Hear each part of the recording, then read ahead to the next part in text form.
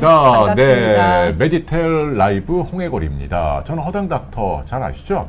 우리 옆에 선생님은 예고해드린 대로 네, 오늘 주제인 난자 냉동 전문가세요. 네, 난임 전문가시죠. 네, 병원 이름이 서울 라헬 여성의원입니다. 네, 우리 비욘디에는 이희선 선생님 기억하시나요? 같은 병원에 계세요. 이희선 선생님 멘토시고 그 병원에서 같이 일하시는 정현정 선생님. 네, 고맙습니다, 선생님. 네, 감사합니다. 감사합니다. 네, 와우.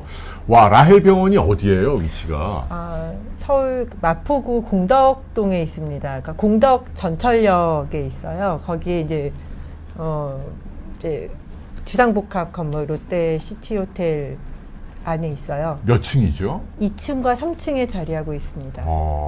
근데 마포고 여기는 도곡동이니까 네. 여기까지 오시는데 엄청 힘드셨겠어요. 차가 그렇게 많이 막히지는 않았는데 중간에 갑자기 호흡보가 뜨더라고요. 아하. 그리고 여기가 이제 오피스텔이라서 여기서 좀 헤맸습니다. 입구를 잘 몰라서 한 바퀴 돌고 그리고 다시 들어왔습니다. 제가 좀 길치라서요. 그게 아니라 저희 스태프들이 이게 좀 세밀하게 배려를 못한 거네. 주차를 어떻게 하십시오, 친절히 말씀드렸어요. 아닙니다. 충분히 얘기해 주셨는데 제가 워낙 길치예요. 아유, 이런 죄송합니다. 그리고 너무 고마워요. 먼 곳까지 와주셔서. 불러주셔서 감사합니다. 네, 서울 라헬 여성의원. 네, 여기는 이제 그 난임 쪽, 그렇게 시험관하기 네. 이쪽을 전문으로 하는 병원이죠. 네, 맞습니다. 선생님은 이제 제 학교 몇 년 후배죠, 선생님이? 몇 학번이죠? 제가 90학번입니다. 90이죠. 네. 그럼 딱 저보다 5년 후배시고 서울의대 졸업하시고 산부인과 전문의를 하시고 네. 지금은 이제 병원의 원장으로 네네. 네, 일을 하시는 거예요. 네. 우리 정현정 선생님, 뭐 이희선 선생님도 그렇지만 정말 또 한 분 또 계시죠. 처음에 병원 오픈하실 때. 네, 김명희 원장님도 계시고, 김명희 선생님. 네, 네. 지금은 뭐 김재원 원장님, 김지연 원장님, 정지현 원장님, 노은비 원장님까지 7명의 이야. 산부인과 난임 전문의가 일을 하고 있고, 우리 또 훌륭하신 마취과 선생님께서 환자들도 잘 편안하게 재워주셔서 어허. 안심하고 수술과 난자 채취를 하고 있습니다. 이야, 또 그냥 깨알 자랑을 하시네요.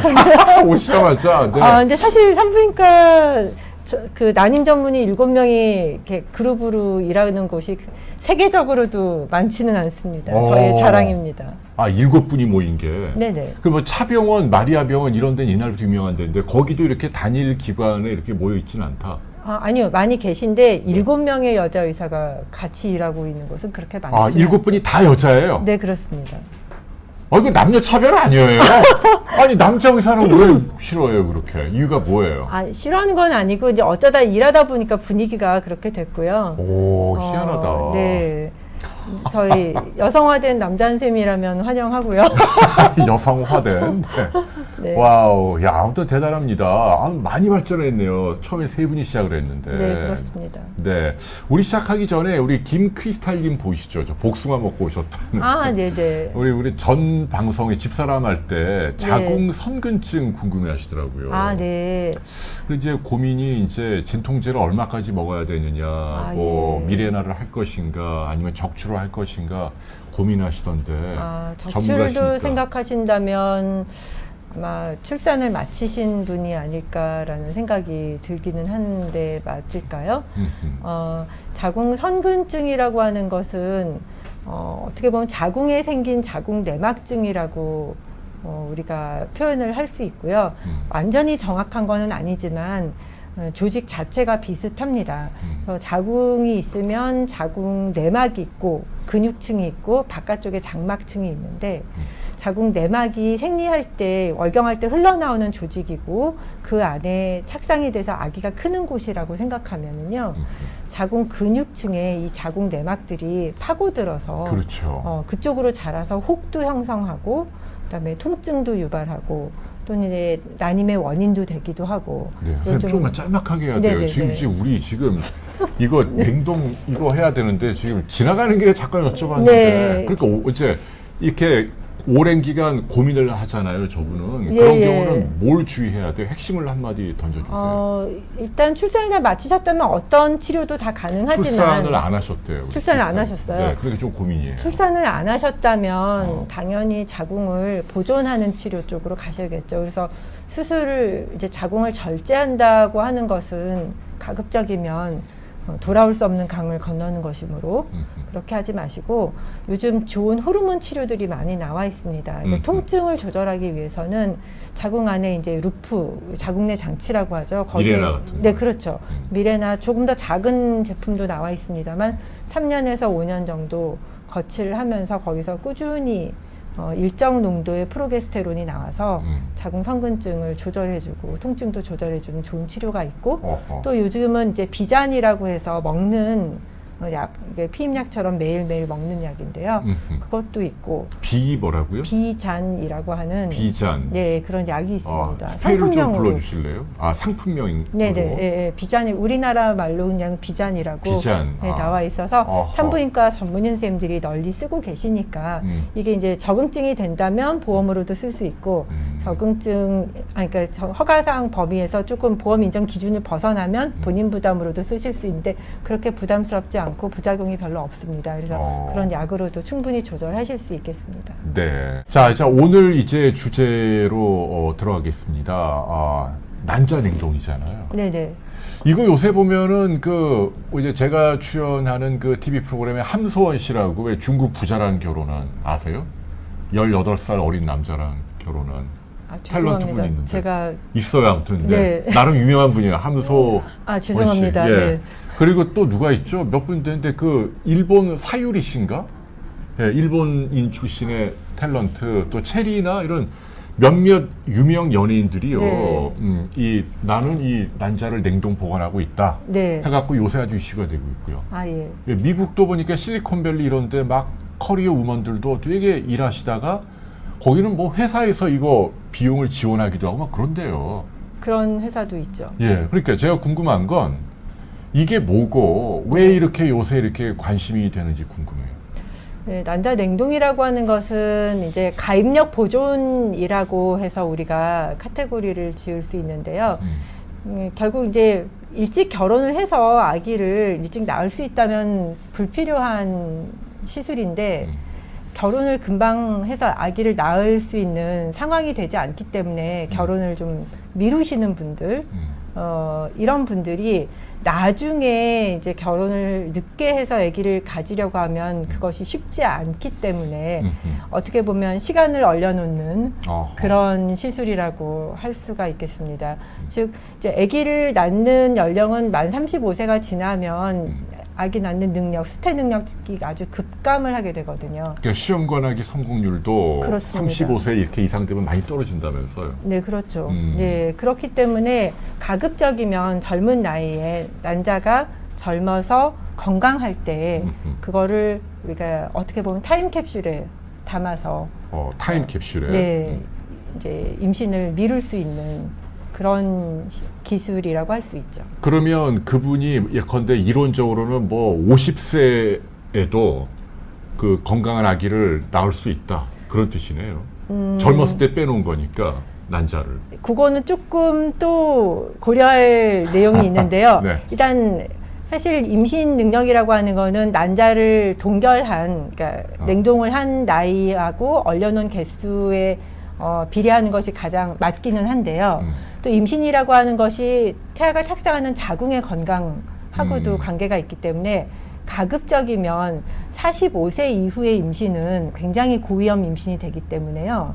좀 가급적이면 좀 더 일찍 이식을 받아서 젊었을 때 얼려놓은 난자를 빨리 이식을 받는 걸 권하고 몇 세 정도가 좋으냐라고 하는데 요즘 점점 결혼은 너무 많이 늦게 하시니까 아직은 학회에서 딱 정해진 가이드라인은 없지만 한 2009년도에 이스라엘에서는 54세 이전에는 이식을 받는 것이 좋겠다 이런 권고를 하고 있습니다. 늦어도 54세 이전에는. 네네. 네, 이론적으로 54세 이전에도 옛날에 뽑아놓은 난자를 착상시켜서 여기 안에 자기가 아기를 잉태해서 낳을 수 있다. 네, 할 수는 있습니다. 있는데 근데 썩 권하는 건 가급적이면 아니다. 45세 이후에는 고위험 산모가 되고 그러니까 난자는 좋은데 이 그렇죠. 자궁이 안 좋으니까. 자궁과 전신 상태가 아무래도 좀 자궁이 뻣뻣해진다고 제가 표현을 해요. 그러니까 동맥경화가 옵니다. 자궁에도. 그래서 가급적이면 좀 일찍 출산을 마치시는 것이 좋겠죠. 이거는 좀 바보 같은 질문인데 만에 하나 이론적으로 그럼 그 뭐 난자를 이제 정자로 수정단을 만들고 네. 다른 여성의 자궁에 착상시키는 건 불가능합니까? 이제 물론 그걸 동의를 해줄지 또는 법적인 문제도 있겠습니다만 그거는 의학적으로는 이제 대리모 대리모 이식을 개념이죠. 말씀하시는 거죠. 네. 뭐 기술적으로 불가능한 것은 아닙니다만 우리나라에 아마도 앞으로 좀 더 법률적 규제가 생길 것 같고요. 아직까지는 대리모에 대해서는 특별한 불법이다. 규제가 있지는 않습니다. 아니, 그래요? 불법은 아닙니다만. 그러면 이제 어떤 여성이 동의해서 낳아주겠다 하면은 의학적으로는 가능한 거다. 의학적으로는 가능합니다. 그런데 사실 미국 같은 자유로운 나라에서도 주마다 대리모를 법률로 금지하고 있는 주도 있고 허용하고 있는 주도 있고 또 이게 아기를 누군가가 대신 낳아준다고 하는 것은 또 임신하시는 분이 또 유산을 할 수도 있고 또 시술에 실패를 할 수도 있고 또 출산하는 과정에 있어서 또 여러 가지 합병증 뭐 과다출혈이라든지 여러 가지 있을 수 있기 때문에 참 이게 쉽지 않은 문제입니다. 그래서 가급적이면 가장 좋은 것은 좋은 분 일찍 만나서 선생님 그거 결혼하시는 당연한 게 거고 가장 좋지만 그렇지 안 않다면 되니까. 난자를 좀 가급적이면 결심하셨을 때 가급적 더 젊은 나이에 난자를 치치하시고 그리고 가급적이면 빨리 이식을 받으실 수 있도록 계획을 세우시는 것이 좋습니다. 그러면 아예 결론부터 말씀을 해주시죠. 만일 그렇다면 이 난자는 몇 세 이전에 빼는 게 좋고 그 다음에 자궁에서 임신하는 건 아까 45세 이전이 좋다고 네, 얘기하셨죠? 가장 좋습니다. 45세 이전에. 가급적이면 그렇죠. 그러면 난자를 이렇게 빼서 냉동하는 건 연령을 보통 어느 정도로 보세요? 사실 난자의 그 건강도는 여성의 나이와 비례를 하는데요. 이상적으로는 30세 이전에 난자 채취를 하는 것이 가장 좋습니다. 30세 이전에. 네, 왜냐하면 이제 30세 이전에 난자 채취를 하게 되면 한 10개 정도만 채취를 해놓아서 동결을 해놓는다고 하더라도 누적적으로 출산 확률이 7, 80% 이상 되기 때문입니다. 그런데 현실적으로 30세가 안 되신 분이 난자 동결을 그렇지. 하시는 분들은 많지 않죠. 왜냐하면 결혼에 대한 기대도 그러니까. 아직까지는 기회가 많이 있으시고 그렇기 때문에 학회 여러 이제 데이터를 봐도 현실적으로 가장 많이 하시는 연령은 한 35세에서 한 37, 8세 정도가 좀 많이 하시는 편이고요. 이럴 때 난자를 한 번 채취를 하면 난자가 생각보다 그렇게 많이 나오고 그러지 않거든요. 그래서 한 요 연령 정도면 한 10개에서 15개 정도를 동결을 해놓는다면 아마 이제 한 15개 정도, 요 37세 전후라고 한다면 한 누적적으로 출산율을 한 70%, 75% 이렇게 기대도 할 수 있다고 하고요. 많으면 많을수록 사실은 좋습니다. 네, 근데 이제 30세가 안 되신 분들이라면 정말 한 10개 정도만 동결을 해놔도 좋고, 그래서 한 번 난자를 채취했을 때 자기 난소 기능에 따라서 난자가 많이 나오기도 하고 적게 나오기도 하고요. 또 난자가 성숙이 잘 돼서 질이 좋아야 그런 것들을 동결했다가 나중에 해동을 할 때도 회수율이 좋거든요. 수정률도 좋고요. 그래서 너무 성숙이 안 되고 질이 안 좋은 난자는 이렇게 동결을 하기가 좀 어렵거든요. 그래서 난소 기능, 본인의 난소 기능을 좀 정확하게 측정을 하고 그리고 거기에 맞는 과배랑 계획을 세워서 서너 번 정도는 채취할 계획을 보통은 세우시라고 권해드립니다. 네, 결론적으로 37세 이전에 이것도 가급적이면 하시라 그 얘기네요. 그렇죠. 네, 네. 만으로 37세. 네, 많은 나이요. 대개 그러면은 한 번 시술로 원하는 난자를 다 얻기는 어렵다 그 얘기인가요? 병원에 적어도 네, 한 그렇죠. 서너 차례는 채취하러 와야 된다 그 얘기인가요? 네, 충분한 그렇죠. 난자를 얻으려면? 그렇죠. 여러 개 하려면 그렇죠. 그러니까 서너 번 정도는 적어도 채취를 하는 것을 좀 권하고 이제 자기가 이제 처음에 했을 때 많이 나오시는 분은 한 번에도 끝나실 수도 있습니다. 그걸 미리 예측을 못 합니까? 딱 이 환자 봐서 한 번에도 많이 나오겠구나. 어느 정도는 예측을 할 수 있는데요. 뽑아보면 또 난자 질이 좀 음. 생각보다는 저조해서 좀 더 해야 될 수도 있고요. 그러니까 숫자도 중요하고 질도 중요하고. 네네, 그렇습니다. 아, 어렵네요. 근데 요즘 정말 선생님 병원에 네. 이렇게 한 30대 중후반의 여성들이 많이 옵니까? 이거 하려고. 요즘은 아까 말씀하신 대로 네. 이렇게 이제 셀레브리티 하시는 이런 분들이 많이 하셔서 그런지 좀 젊은 연령의 분들도 인식이 많이 좋아지셔서요. 많이 찾아오시고 20대에도 실제로 오시는 분들이 계시고요. 20대에 벌써 와요? 예, 왜냐하면 공부라든지 앞으로의 커리어에 대한 계획이 좀 있으신 게 좀 확고한 계획이 있으신 분은 오시기도 하고요. 20대는 뭐 아직까지 그렇게 많지는 않고 저희도 30대가 가장 많고요.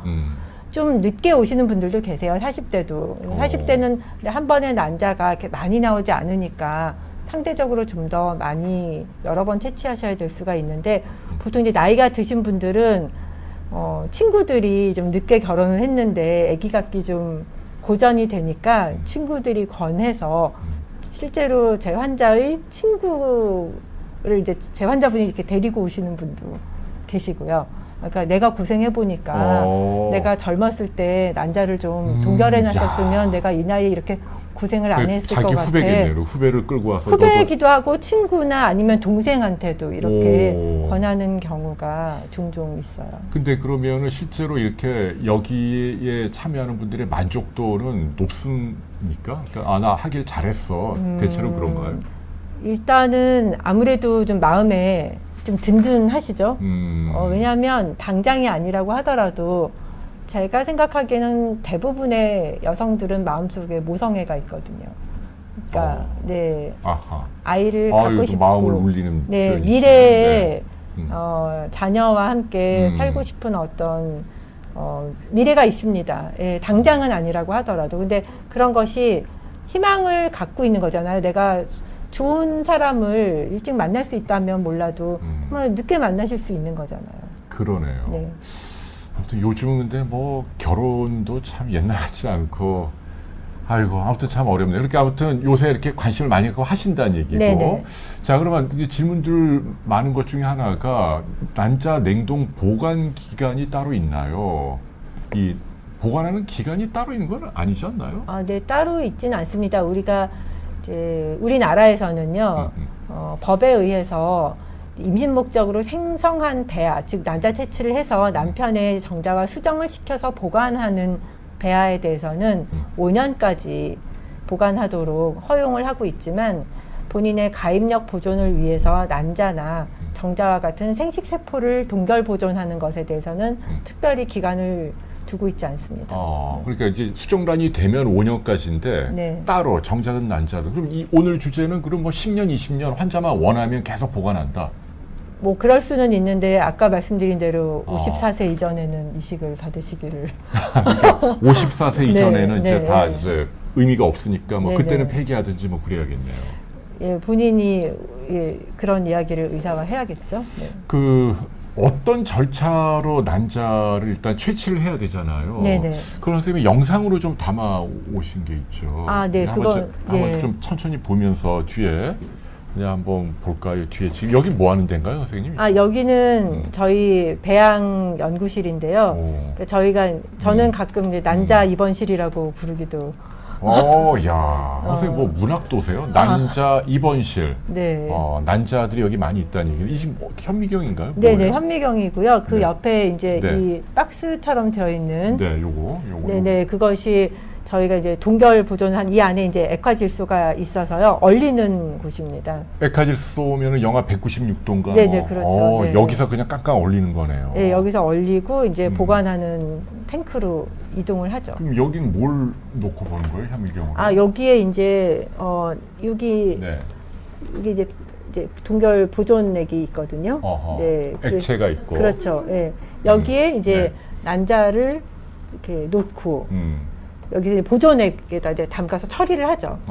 처리를 해서 이제 이 통으로 가져가서 동결을 하게 됩니다. 네. 왜 이거를 처리를 해야 합니까? 처리를 하지 않으면 이게 그러니까 쉽게 말하면 우리 부동액이라고 하는 게 있잖아요. 네, 깨져버리는군요. 부동액 기술이 여기 적용이 됩니다. 그래서 난자가 상하지 않고 잘 보존할 수 있는 특수한 기술이 있습니다. 이해가 되시죠? 그러니까 그 얼면은 물이 부피가 늘어나니까 장독이 깨지듯이 네네, 세포도 그렇죠. 이렇게 망가지니까 네. 아 그렇게 얼음 결정이 생기지 않게 오. 하는 그런 기술입니다. 그래서 처리를 하고 이 통에다 질소 탱크에다 담근다 네. 그런 얘기시네요. 자, 그래서 그럼 선생님 이제 현미경으로 보면서 그 부동에 네, 우리 넣고 연구원 선생님께서 난자를 지금 채취한 난자를 여기서 지금 찾고 있고요. 오, 네. 그래서 여기서 어. 이제 난자를 찾고 계세요. 오 네. 여기서 네, 여기서 이 찾고 안에 난자가 계세요. 있어요? 네, 네, 그렇죠. 음. 난자를 찾아서 일단은 동결 보관하기 전까지 잠깐 배양기에다가 보관을 하고요. 그렇게 하고 그 다음에 이제 여기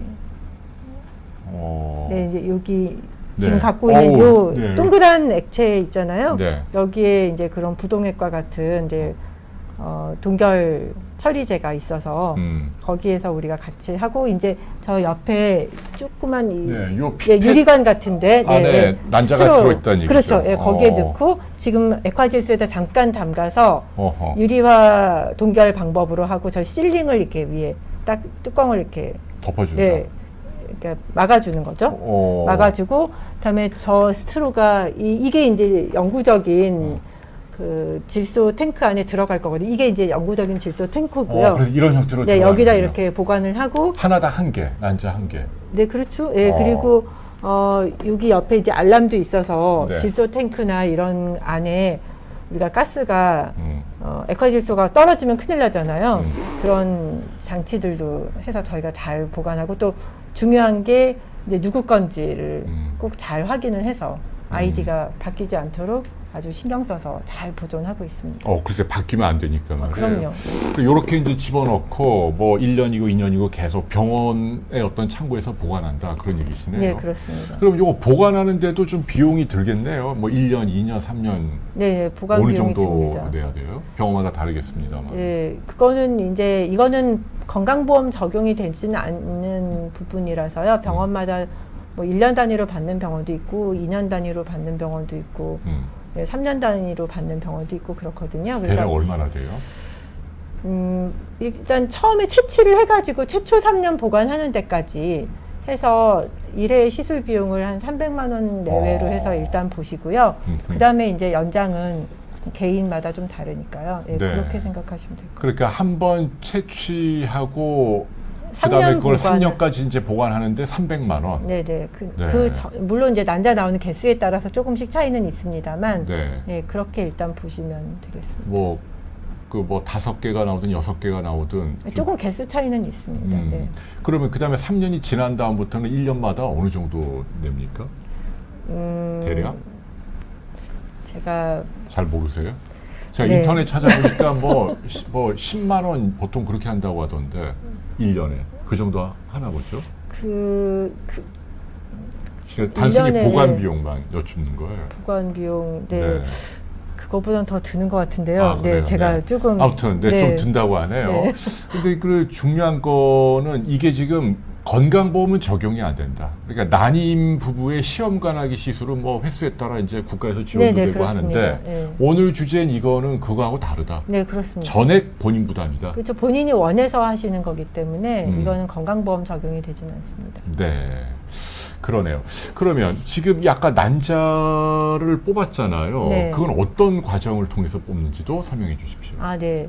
난자는 원래 이제 한 달에 하나씩 배란이 난소에서 되잖아요. 근데 실제로 이렇게 한 달에 100개 이상씩의 난자가 없어지게 됩니다. 태어날 때 한 100만 개 갖고 태어나는데요. 그래서 우리가 과배란 주사를 맞으면 우리가 가상에 게이트를 이렇게 좀 열어줘서 그 좁은 문을 통과해서 나오는 난자 수를 늘려주는 그런 효과가 있습니다. 그래서 많이들 궁금해하시는 게 다음 달 거 가불해서 쓰는 거 아닌가? 나 이거 과배란 자꾸 하면은 폐경이 빨리 오나요? 이런 거 물어보시는데 그게 아니라 그 달에 우리가 없어질 것까지 우리가 좀 구조해서 같이 이렇게 하는 거기 때문에 다음 달 난자 수에 영향을 주는 것은 아니고요. 그래서 과배란 주사는 걱정하지 말라. 네, 그렇죠. 그래서 보통은 이제 생리 한 3, 4일째부터 과배란 주사를 매일 배로 맞는 주사가 있어요. 배에다 찔러야 피하 돼요. 주사로. 예. 병원에 와서 맞습니까?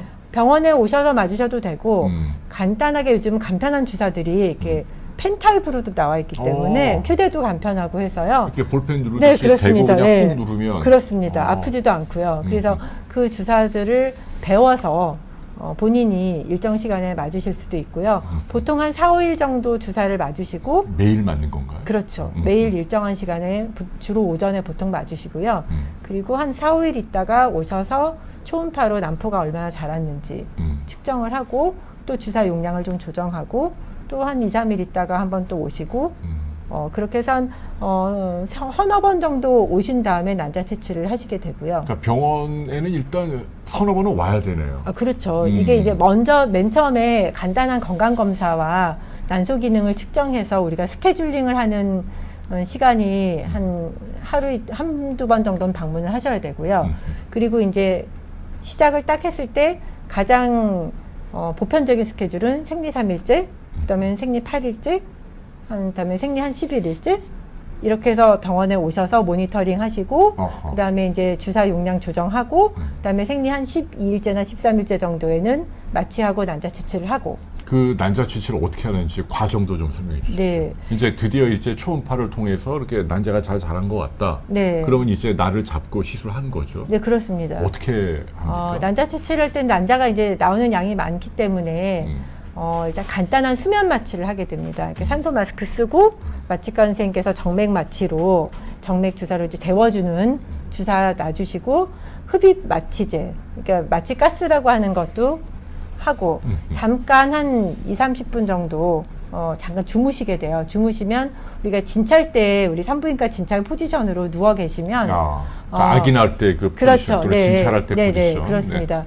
그렇게 하면 우리가 초음파로 이렇게 초음파 안에 바늘이 이렇게 길게 장착이 돼서 안전하게 난포 안에 바늘이 다른 데 찌르지 않고 난자를 안전하게 찌르는 걸 볼 수 있는 특수 초음파가 있습니다. 시술용 초음파로 난자를 쭉 주사기로 뽑게 되죠. 그게 어디로 들어갑니까? 그러니까 배로 들어가나요? 질로 들어가나요? 진로에서 들어가는 거죠. 네. 네. 진로에서 들어가면 저희가 일정한 압력을 걸어서 채취를 하게 되고 우리가 이제 배양실에 넘겨주면 연구원 선생님께서 난자가 나왔는지 잘 찾으시고 적절한 온도로 해서 잘 관리하고 그 다음에 이제 모아가지고 아까 보신 것과 같은 동결 절차를 거치게 되죠. 그래서 보통 이제 난자가 나온 게 다 질이 좋아서 동결을 할 수도 있지만 어떤 거는 이제 성숙된 난자가 나오기도 하고 조금 미성숙하고 조금 덜 익은 난자가 나오기도 하거든요. 그런 난자는 다음 날까지 좀 성숙을 시켜서 우리가 최대한 성숙이 된 좋은 상태에서 동결을 해야지 나중에 쓸 때 해동도 잘 되고 수정률도 높기 때문에 보통 다음 날 정도까지 가봐야 난자가 몇 개 최종 동결이 가능한지를 알 수가 있게 되고요. 수술을 간단한 걸 받으셨기 때문에 며칠 후에 오셔서 경과도 보시고 난자도 최종 몇 개 동결을 했는지 확인하시고 그렇게 보관을 하시면 되겠습니다. 그러니까 최종적으로 질이 좋은 난자를 또 많이 채취할수록 나중에 이제 좋죠. 성공률이 올라가는 거고 네, 그때 맞습니다. 만일 충분히 못 나오면 그런 채취 과정을 나중에 또 한 번 해야 되고 또 한 번 해야 이런 그렇죠. 의미인가요? 예, 보통 그런 과배란 과정은 한 3개월에 한 번 정도 할 수가 있으니까요. 그러니까 한 번에 성공할 확률이 어느 정도나 되나요? 네, 한 번에 이 정도는 충분히 뽑았다. 단 한 번의 채취로. 한 번의 채취로. 네, 딱 끝나는. 네, 그냥 그런 뭐 데이터가 그야말로 있어서. 원큐로 끝나는. 네, 제가 한번 확인을 근데 해보면. 뭐 확인해요? 그냥 선생님 전문가신데 딱 네. 떠오르신 대로 얘기하면 되지. 그래도- 지금 의사들 안 봐요, 아무도 이거 중에. 그래도 저는 좀 예, 이거 뭐 꼼꼼하게 정확하게 정보를 드리고 싶어서 예, 예. 보통 이제 나이 불문하고 한 번에 어쨌든 채취를 했다가 이제 출산할 수 있는 확률을 한 20% 정도 보고 있습니다. 왜냐하면 이제 유산율도 있고 그렇기 때문에 이제 나이가 젊으신 분은요. 뭐 40%, 50%도 그러니까 50%까지는 아직 없고요. 40%에서 뭐 이렇게 30대 정도 초반이라고 한다면 45% 이렇게도 나오기도 하는데요. 그러니까 30대 초반 이전은 그 한 번에 한 40~50%도 성공할 수 있다. 왜냐면 이제 채취한 거를 얼마나 쓰느냐의 문제도 있는데 그럼 그런 분들은 2번, 3번 할 수도 있겠네요. 나머지 40~50%는. 부족하니까 처음 것만으로. 그렇죠. 그래서 이제 서너 번 정도는 채취를 하실 생각을 그러니까 보통은 하시라는 서너 거죠. 번을 생각을 해야 한다. 네, 한 번은 하지 말라고 많이들 얘기해요. 왜냐하면 한 번에 우리가 이제 동결을 해놓는다고 하면 우리가 기대하는 게 있잖아요. 이걸로 내가 출산을 앞으로 할 수 있을 거다. 현실적인 기대를 만족시키기 위해서는 한 번 채취로는 현실적으로 출산에 이르지 못하는 분들이 너무나 대부분이기 때문에 보통으로 몇 번 해요? 30대 초반은 몇 번 하고 40대 초반은 몇 번 해요? 그런 얘기가 있는데요. 네. 아까 말씀드린 대로 30대 초반이다 그러면 한 10개에서 15개 정도를 만약에 채취를 해놓는다고 뭐 한다면 한 70%, 75%가 출산을 그 동결한 난자로 할 수 있다는 거죠. 네, 그리고 이제 뒤쪽으로 가면 나이가 37세, 38세다 그러면 더 필요하고. 그러니까 보통 몇 번을 권유합니까? 30대 초반은 난자 채취를 뭐 보통 2번 하나요? 3번 하나요? 네, 현실적으로 이게 환자분들이 계속 여기만 오실 수는 없거든요. 일하시고 결혼도 미루실 정도로 바쁘신 분들이기 때문에 서너 번 정도는 일단 보통 하시죠. 서너 번은 와야 된다. 서너 번에 채취해야 한다. 네. 보통은. 네. 그럼 나이가 들수록 더 횟수가 더 많아져야 되겠네요. 사실은 좀 속상한 얘기지만 계산을 해본 데이터가 있거든요. 네, 공개해 주세요. 네, 42세가 되신 분이다라고 하면은 몇 개의 난자를 동결해야 내가 아기를 낳을 수 있을까? 75%의 확률로. 몇 개예요? 아직 말하고 싶지 않은데. 해주세요, 선생님. 팩트니까 의학적으로. 61개라고 합니다. 근데 이게 사실은 너무 61개를 채취한다는 건 불가능하거든요. 와, 네. 그러니까 42세 여성이 75%의 확률로 나중에 임신을 원한다면 적어도 난자를 네. 62개를 왜냐하면 이제 채취해야 한다. 그럼 62개를 채취하려면 횟수로는 몇 번 시도를 해야 돼요? 이렇게 42세시면은 한 번에 난자가 5개, 밖에 안 6개 나오니까. 나오시면 잘 그러면 나오는 10몇 거기. 번을 해야 된다는 얘기. 그러니까 이게 현실적으로 불가능하다니 그래서 제가 말하고 싶지 아이고. 않다고 말씀을 드렸어요. 그러니까 이것도 하려면 일찍 해야 돼요. 선생님, 근데 그런 게 저한테는 도움되는 거예요. 네. 인터넷에 다 나오는 얘기를 하시려면 여기 나오시면 안 돼요, 선생님. 네, 네. 그래서 너무 감사하다는 얘기예요. 우리 그 기사다. 아무튼 42세 여성이 75% 확률로 네.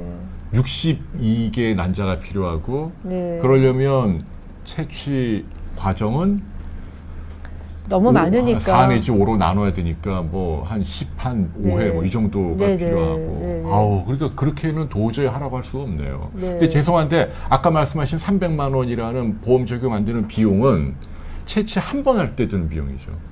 그렇죠. 네. 그러니까 이게 횟수가 2번, 3번 하면 이거 근데 실제로 그렇게 많이 하시는 건 아니고요. 아까 얘기한 이스라엘에서 나온 2009년도의 권고안에서는 그래도 이게 채취라고 하는 게 수술 과정을 거치고 그러니까 한 4번 정도까지 하는 게 어떠냐 이런 얘기도 하고 있거든요. 보통 그래서 표준적으로는 4번을 권유한다. 네네 4번까지 정도.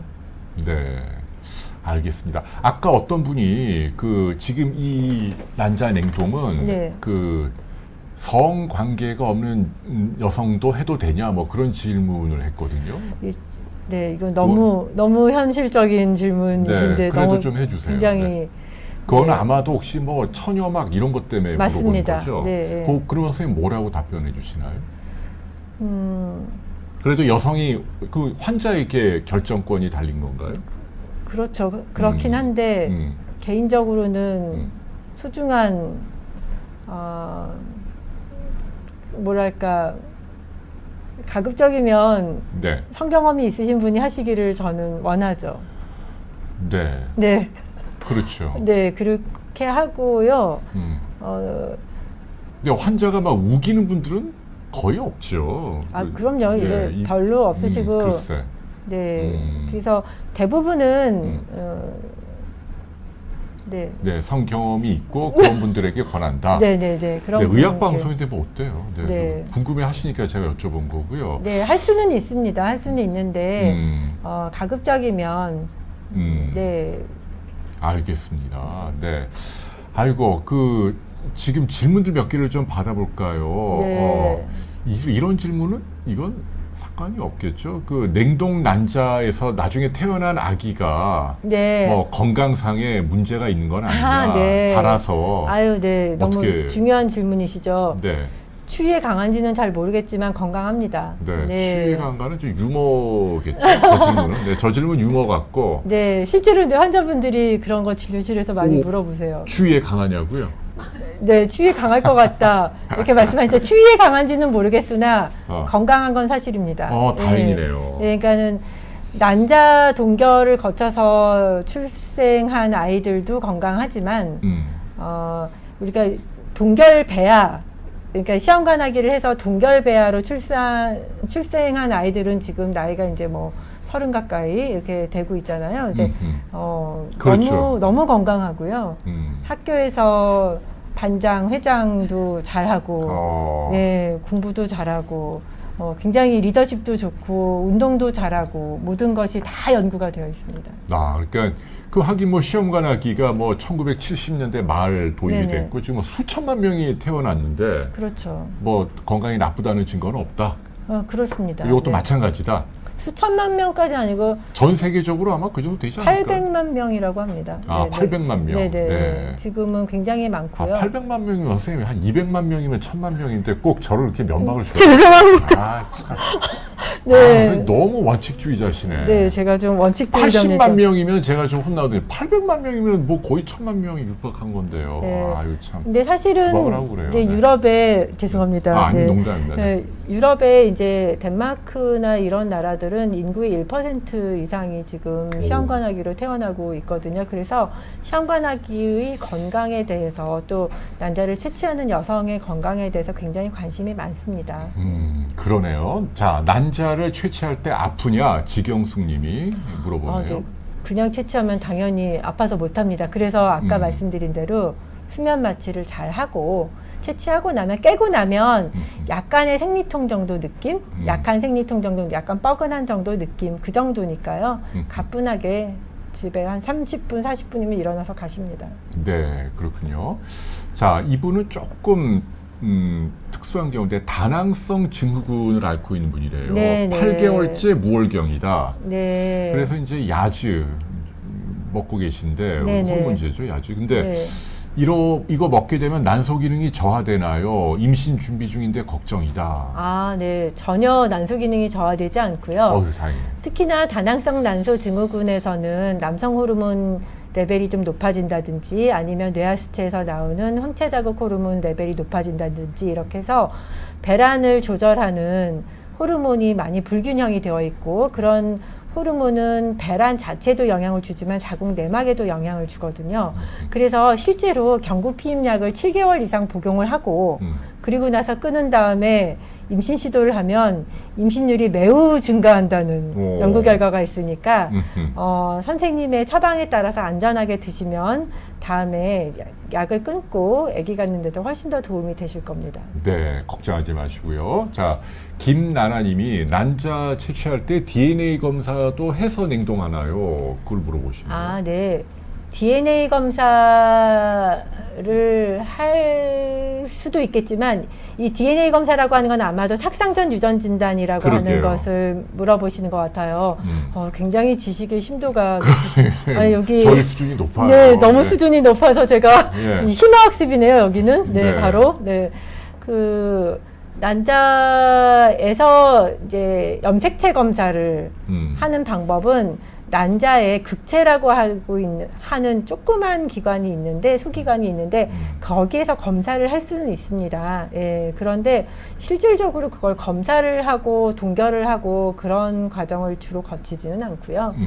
만약에 필요하시다면 나중에 수정을 시킨 다음에 미래에 수정란이 세포 분열을 해서 포배기까지 간 다음에 그때 검사를 하시는 것이 더 정확합니다.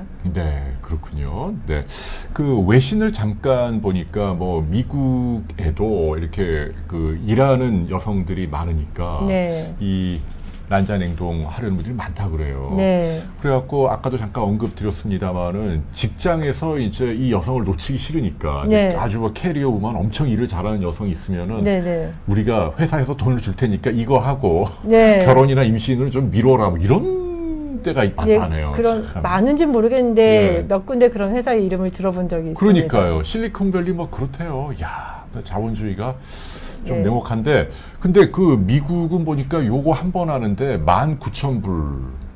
그러니까 우리 돈으로 19,000달러면은 거의 한 2천만 원. 네, 그러네요. 비싸요. 네네, 많습니다. 네, 그러니까 그렇습니다. 300만 원이면 작은 돈은 아니지만 미국에 비하면 좀 많이 싸긴 하네요, 우리나라가. 중국보다 쌉니다, 우리나라가. 중국보다요? 네, 아니, 왜 중국보다 싸요? 그건 이해가 안 가네.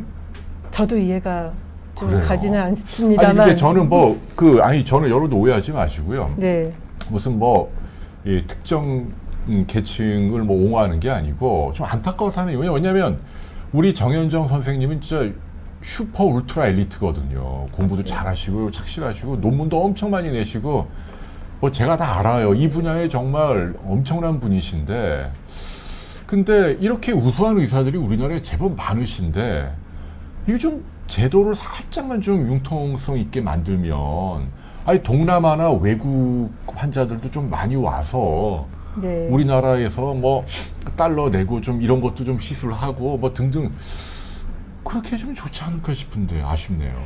정부도 많은 노력을 하고 있는 것으로는 알고 있고요. 네. 네. 외국 환자들이 오는 것도 중요하지만, 네. 제가 헛다리 짚었네요. 네, 우리나라 환자들이 네. 의학적으로 타당한 치료를 의사가 소신 있게 진료할 수 있도록 환경을 만들어주는 것이 사실은 굉장히 필요합니다. 그런 부분에 대해서는 다음에 한번 홍해걸 박사님께서 좀 많은 시간을 투자해서 하고 싶은 이야기 많으신 의사 선생님들이 많으시니까 자리 한번 만들어 주시면 좋을 것 같습니다. 왜 그 어려운 숙제를 저한테 해요? 언론인으로서 책무가 있다고 생각합니다. 네. 무슨 맨날 언론인 책무예요. 저도 사는 게 피곤해요, 진짜. 네. 아니 근데 근데 또 환자가 또 억울한 부분도 있고 아무튼 참 중심 잡기 쉽지 않은데요. 네. 근데 그러면 지금 이 난임 분야 오늘 이것까지 포함하면은 지금 아기를 안 낳아서 난리니까 네. 국가에서 좀 세금 써서 지원 조금씩 하고 있지 않나요, 지금도?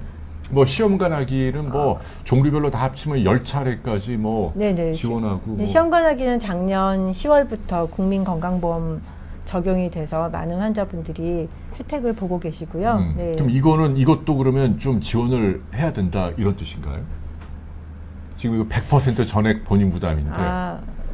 근데 이제 건강보험이라고 하는 것은 재정의 건전성도 생각해야 하고 또 저희 환자들한테 가끔 얘기를 다 해주면 좋겠지만 그렇지. 우리도 노인이 됩니다.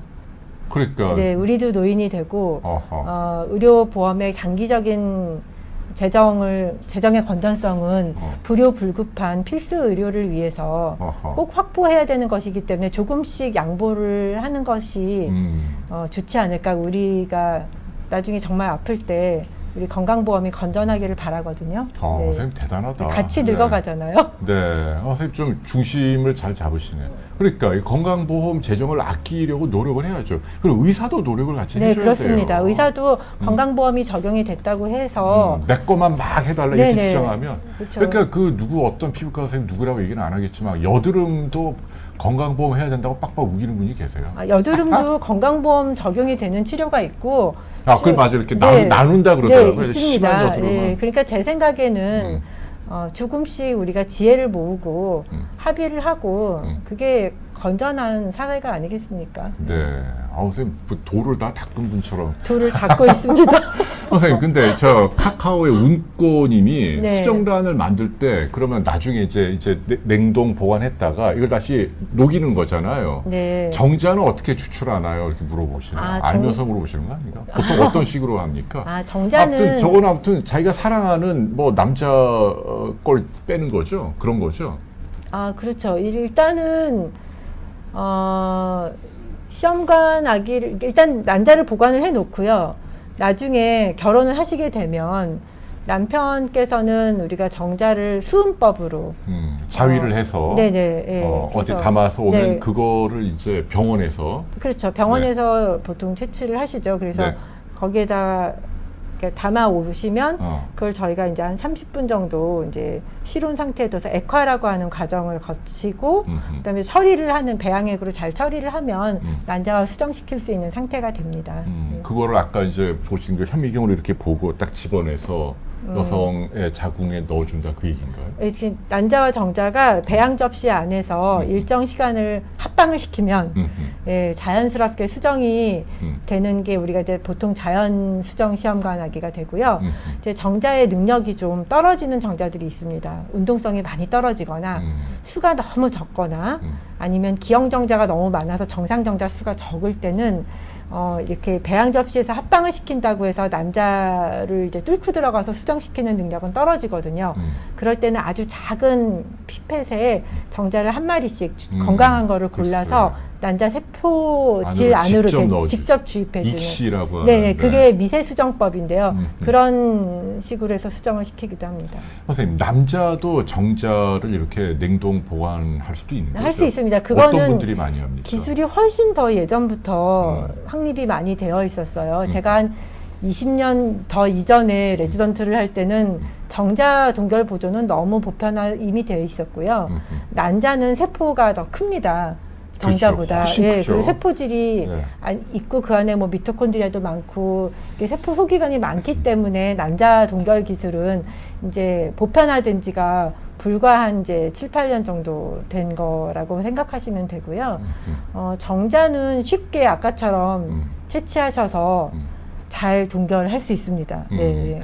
근데 남자는 어떤 뭐 질병이 있어서 그죠. 나중에 네. 이제 아기를 갖기 어려울 걸로 예상이 되면 이제 미리 뽑아서 보관하는 예, 거죠. 그거는 이제 여자분도 마찬가지고요. 아까 우리가 이제 소셜 프리징이라고 하는 자기의 가입력을 보존하고자 하는 이제 좀 결혼을 좀 늦게 하니까 이런 게 있는데 그거 말고도 자, 그 항암 치료를 해야 된다든지 글쎄. 이럴 때 특히 남자분들도 그래서 그런 목적에 이제 항암 치료를 하면은 세포가 빠르게 분열하는 세포들, 암세포도 빠르게 분열하는 세포잖아요. 그런 세포들이 많이 타격을 받기 때문에 머리도 빠지고 입도 헐고 그러는 건데 난자, 정자도 타격을 받거든요. 그래서 그런 치료를 받기 이전에 미리 정자를 여러 번 채취를 해서 동결을 해놓으면 나중에 근심 걱정 없이 아이를 잘 낳을 수가 있고요.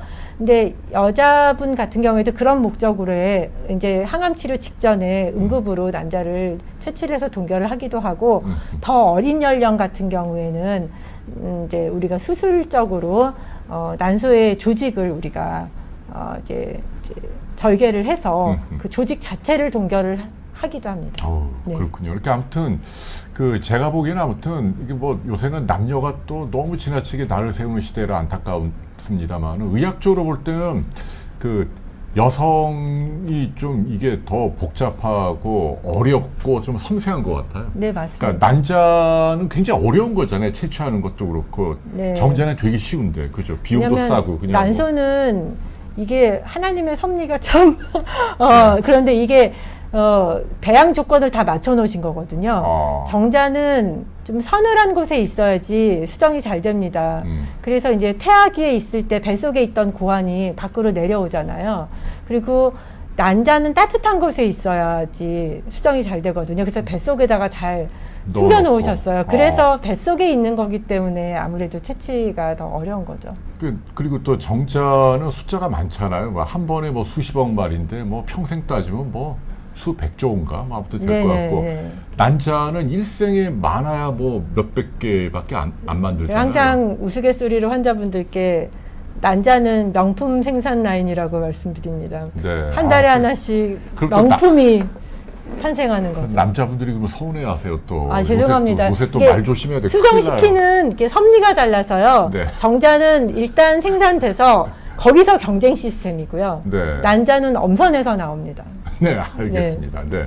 그다음에 정자도 냉동 보관 얼마든지 가능하고 훨씬 더 쉽다 그런 얘기고 제가 의과대학 다닐 때만 하더라도 이제 산부인과 실습 갈 때 보면은 이제 우리 전공의 선생님이 이제 뭐 모집도 하고 막 그러잖아요. 요즘은 안 하나요? 예. 옛날에는 좀 기왕이면 뭐 의과대학생들 정자로 이렇게 아기를 가지려는 분들이 있어서 저희 때는 뭐 제 동기들도 꽤 많이 했는데 저는 안 했습니다. 저는 한 번도 안 했는데 근데 저희끼리 그때는 좀 농담으로 나중에 한 10년, 20년 있다 이렇게 대학로 왔다 갔다 할 때 너 닮은 애가 막 지나갈 수도 있다 뭐 그랬거든요. 근데 이제 지금은 동결이라든지 생식세포에 대한 관리는 철저하군요. 생명윤리 및 안전에 관한 기본 법률로 규정이 되어 있습니다. 우리가 어떤 병원에 가서 치료를 받을 때 법률적 행위를 하시는 경우는 사실 별로 없거든요. 간단한 수술을 받으실 때 본인 의사에 따라서 이제 사인을 하시고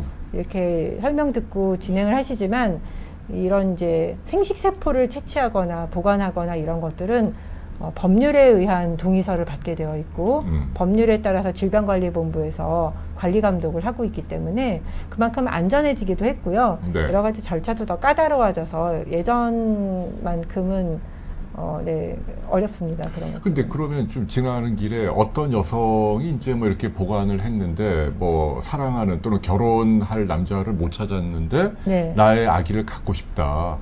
그래서 어떤 기증정자를 찾는다면 어떤 절차로 이루어지나요? 우리나라에선 현재 가능하지 않습니다. 가능하지 않다고요? 네, 우리나라는 그래요? 보조생식술 이제 시험관하기는 결혼한 부부, 법적 부부만 허용이 되어 있는 상태이기 때문에 아니 그러면 저희가 의과대학 때 막 했던 그거는 이제는 이제 불법이다. 그러니까 정자 기준이요. 네, 지금은 현실적으로 법률적으로 막혀 있습니다. 안 된다고요? 네, 안 됩니다. 그래서 이제는 그 우리나라에서는 불가능한 시술이 되었고요. 뭐 앞으로 사회가 좀 더 또 달라져서 다양한 가족의 형태를 좀 더 인정을 하는 쪽으로 된다면 모르겠지만 현재는 법률상 가능하지 않습니다. 근데 좀 상식적으로 이해가 안 가는 게 미국에서는 많이 하죠. 근데 예, 우리나라도 했잖아요. 제가 의과대학 다닐 때 다 했는데 지금 이제 안 해요? 법률이 더 엄격하게 그 사이에 바뀌었다. 생겼어요. 법이 없다가. 아니 근데 법도 사람을 위해 존재하는 건데요. 여자가 강렬히 원하는 거고 남자도 동의하에 기증한 건데 꼭 결혼이라는 제도를 통해서만 임신 또는 아기를 갖는다는 게 지금 현재는 그렇습니다.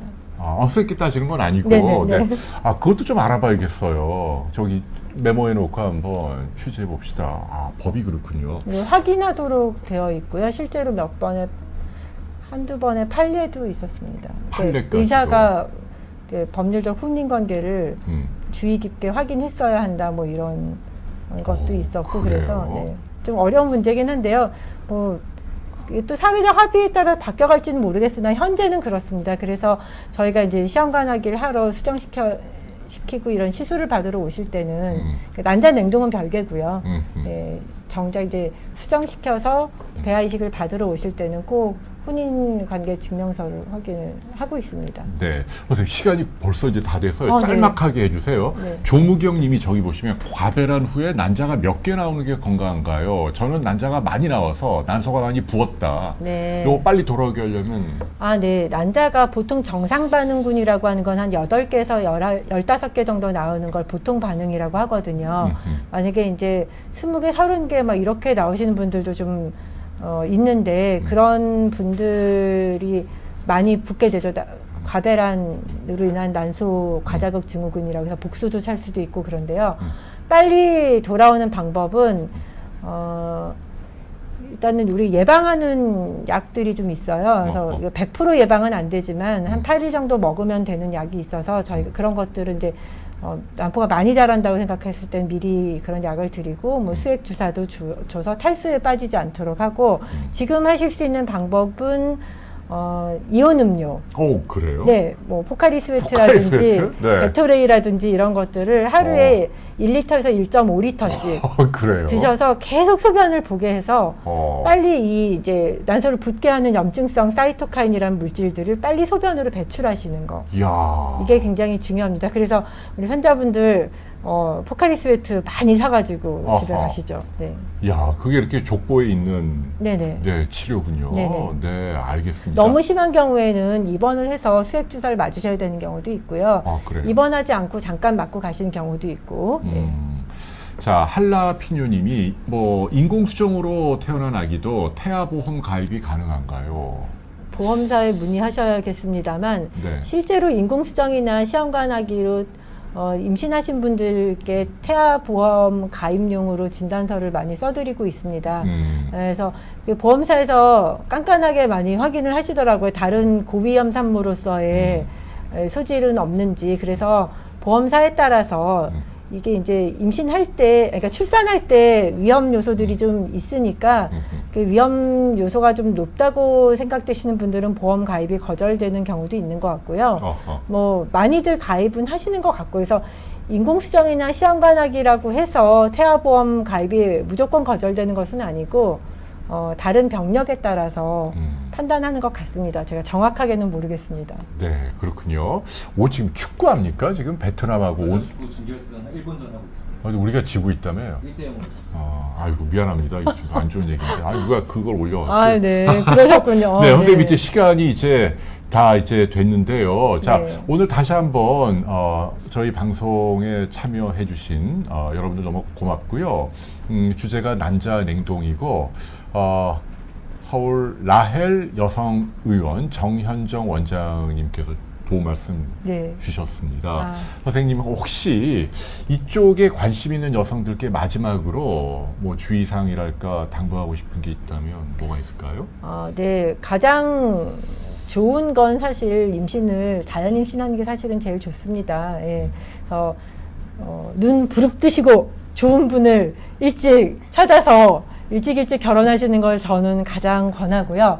그러나 뭐 계획하신 일이나 공부나 여러 가지 여건상 임신을 좀 미루시고 결혼도 미루셔야 한다면 그런 생각이 드셨을 때 가급적 빨리 전문의를 찾아서 계획을 세우셔서 난자 채취해서 정말 미래에 건강한 자녀분을 만나서 행복한 가정을 꾸리시기를 바랍니다.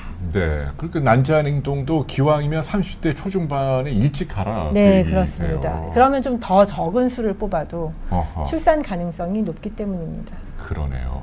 혹시 여러분들 질문 또 나중에 또 하실 분들이 계시면 저희 비욘디 사이트 오시면 난임 클래스가 있습니다. 지금은 선생님 병원에 그 이희선 선생님이 네네, 멘토로 네네. 계시는데 우리 정 선생님도 좀 모시도록 하려고 합니다. 선생님 바쁘시겠죠? 혹시 질문 들어오면 좀 부탁드릴게요. 네, 그러겠습니다. 네, 너무너무 감사하고 네, 시험관하기 오늘 지금 시험관하기 질문도 있는데 저희가 답변 못 해드린 거 죄송하고요.